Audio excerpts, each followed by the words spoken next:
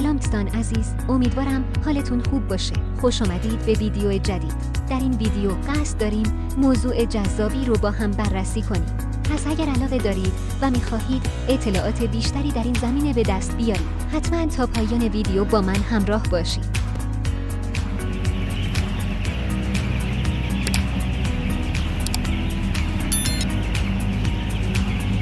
در این ویدیو به بررسی انواع بهترین روش‌های جوجه‌ریزی مرغ گوشتی در مرغداری خواهیم پرداخت. جوجه‌ریزی مرحله‌ای بسیار حساس در پرورش مرغ گوشتی است که می‌تواند تأثیر زیادی بر کیفیت گوشت، رشد و بهره‌وری مرغ‌ها داشته باشد. به همین دلیل باید با دقت و آگاهی کامل از روش‌های مختلف این فرایند انجام شود. امروز با هم به انواع مختلف روش‌های جوجه‌ریزی می‌پردازیم که می‌تواند به مرغداران کمک کند تا بهره‌وری و کیفیت مرغ‌های گوشتی خود را به حداکثر برسانند. قبل از اینکه به بررسی روش‌های مختلف بپردازیم، لازم است بدانیم که جوجه‌ریزی چیست. جوجه‌ریزی به فرایند قرار دادن جوجه‌های یک روزه در داخل مرغداری گفته می‌شود. این فرایند یکی از مراحل اصلی در پرورش مرغ‌های گوشتی است که به طور مستقیم بر کیفیت گوشت و بهره‌وری تأثیر دارد. در این مرحله شرایط مختلف مانند دما، رطوبت، تغذیه و مراقبت‌های بهداشتی باید به دقت رعایت شود تا جوجه‌ها بتوانند رشد مطلوبی داشته باشند.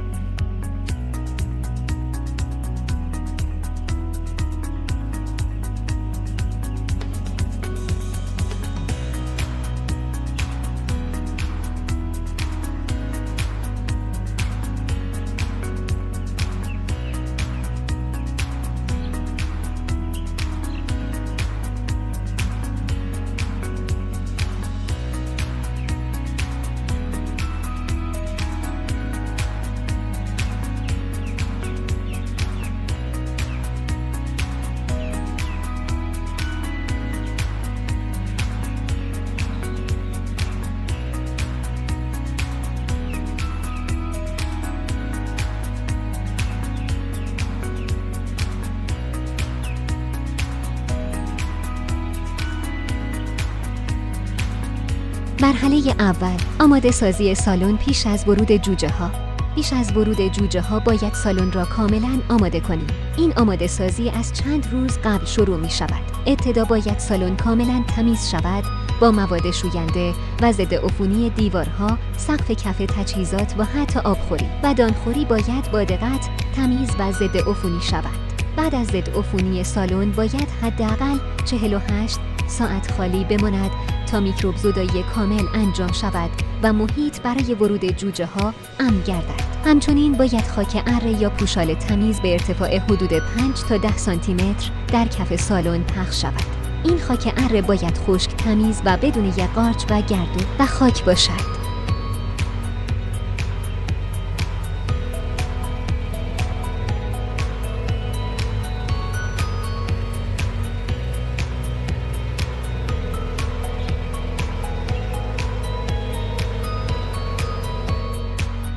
مرحله دوم، تنظیم دمای سالن. دما یکی از مهمترین عوامل در روزهای ابتدایی جوجه‌ریزیه. جوجه‌های یک روزه توانایی تنظیم دمای بدن خودشون رو ندارن، پس به گرمای محیط وابسته هستند. دمای مناسب برای شروع حدود 32 تا 35 درجه سانتیگراده و باید از 24 ساعت قبل ورود جوجه‌ها سالن به این دما برسه. سیستم گرمایش باید یک نواخت باشه و هیچ نقطه‌ای خیلی گرم یا خیلی سرد نباشه. در طول هفته‌های بعد باید به تدریج دما رو کاهش بدیم. هر هفته حدود 2 تا 3 درجه کم می‌کنیم تا به حدود 21 درجه برسیم. برای کنترل دما بهتر چندین دماسنج در نقاط مختلف سالن نصب بکنیم تا مطمئن بشیم همه جا شرایط مناسبه.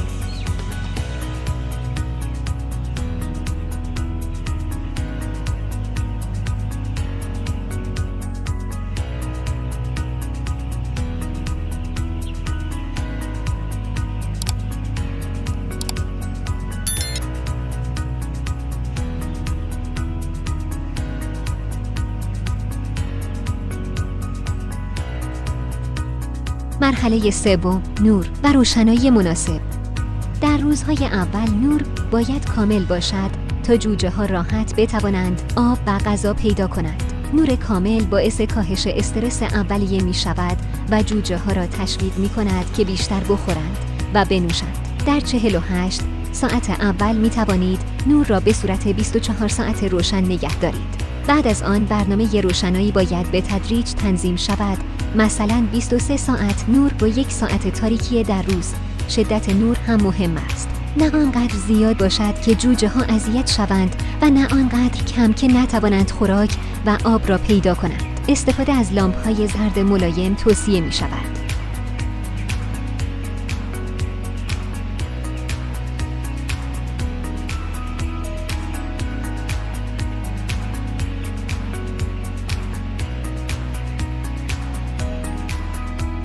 مرحله 4 تغذیه و آبدهی اصولی. به محض ورود جوجه ها باید آب تازه و ولرم در اختیارشان قرار گیرد. آب سرد ممکن است باعث شوک در بدن جوجه ها شود و بر اشتهایشان تأثیر بگذارد. در 24 ساعت اول آب اهمیت بیشتری از غذا دارد، چون جوجه ها باید بدنشان را آبرسانی کنند. برای خوراک از دان پیشتان مخصوص جوجه های 1 روز استفاده می کنیم. این خوراک باید با کیفیت تازه و سرشار از پروتئین، انرژی، ویتامین ها و مواد معدنی باشد. بهتر است دانخوری به طور مساوی در سطح سالن پخش شوند تا همه جوجه ها دسترسی داشته باشند. مطمئن شوید جوجه ها در 24 ساعت اول حداقل 2 بار غذا و آب خورده باشند.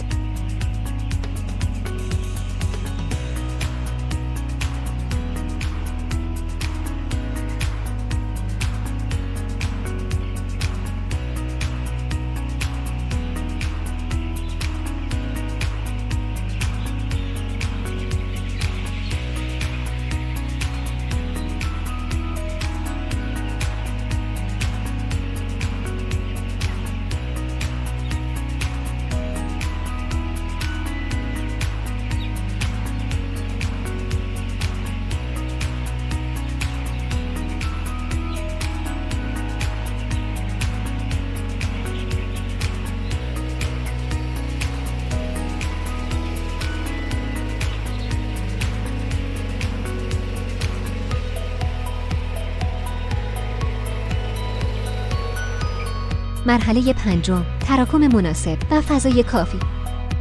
تراکم بالای جوجه ها منجر به استرس کمخوری، بیماری و تلفات می شود.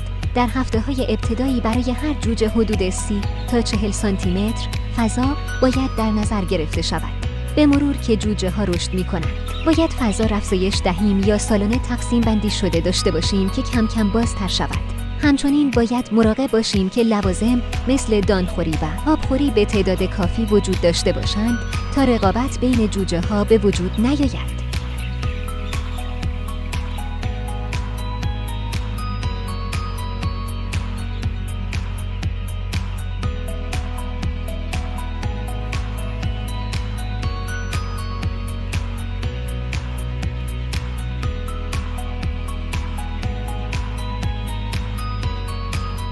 مرحله 6 واکسیناسیون و پیشگیری از بیماری. واکسیناسیون اصولی خط دفاعی اصلی در برابر بیماری هاست. بسته به منطقه شرایط آب، هوا و سابقه بیماری ها باید با دامپزشک برنامه ریزی واکسیناسیون را انجام دهند. معمولاً در روز 5 یا 7 واکسن هایی مثل نیوکاسل یا برونشیت داده می شوند. بعضی از آنها به صورت قطره در چشم، بعضی در آب و بعضی هم اسپری هستند. مهم است که در روز واکسیناسیون جوجه ها سالم باشند و هیچ استرسی نداشته باشند تا واکسن بهتر جواب دهد. مرحله 7 تهویه و کنترل رطوبت. یکی از چیزهایی که خیلی ها از او غافل میشن تهویه مناسبه.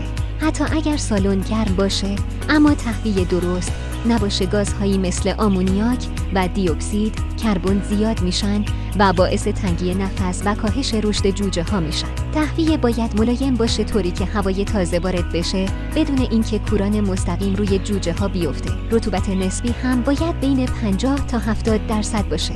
رطوبت کم باعث خشک شدن بستر و گرد و غبار میشه. رطوبت زیاد هم باعث رشد باکتری ها میشه.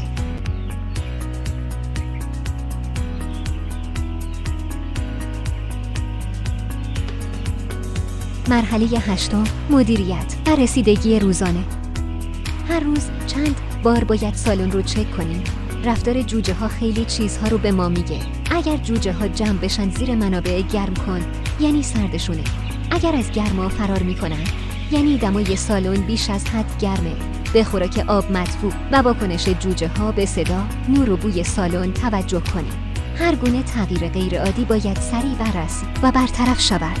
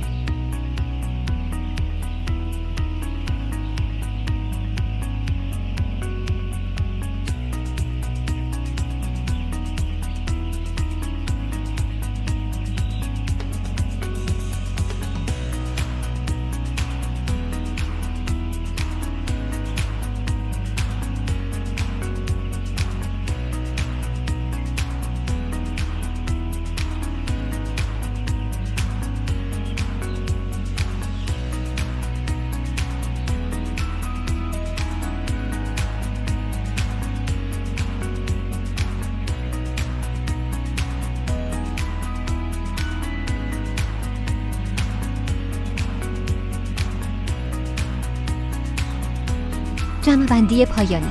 جوجه‌ریزی ستون اول موفقیت در مرغداری. اگر این مرحله با دقت و علمی انجام بشه، هم تلفات کاهش پیدا میکنه، هم رشد بهتر میشه و هم سوددهی بالاتر میره. امیدوارم این ویدیو برای شما مفید بوده باشه. اگر سوال یا تجربه‌ای دارید، حتما توی کامنت ها بنویسید. لایک و سابسکرایب یادتون نره. تا ویدیو جدید، خدا نگهدار.